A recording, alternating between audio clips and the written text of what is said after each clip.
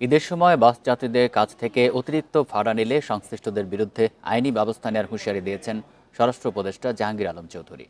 বিকেলে রাজধানীর Mohakhali bus terminal পরিদর্শনে গিয়ে তিনি এই হুঁশিয়ারি দেন। উপদেষ্টারা বলেন, ঈদযাত্রা নির্বিঘ্ন করতে সরকারের পক্ষ থেকে প্রয়োজনীয় সবকিছু করা হবে। এই ঈদে জামা জুতো অ্যাক্সেসরিজের ডিসকাউন্ট। বেশি ভাড়া বা অতিরিক্ত যাত্রী নেওয়া হলে আইনশৃঙ্খলা বাহিনীকে জানানোর জন্য যাত্রীদের প্রতি আহ্বান জানান তিনি।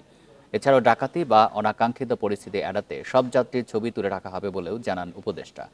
টার্মিনাল পরিদর্শনের সময় বিভিন্ন কাউন্টারের কর্মকর্তা কর্মচারী এবং যাত্রীদের সাথেও মতবিনিময় করেন জাহাঙ্গীর আলম চৌধুরী।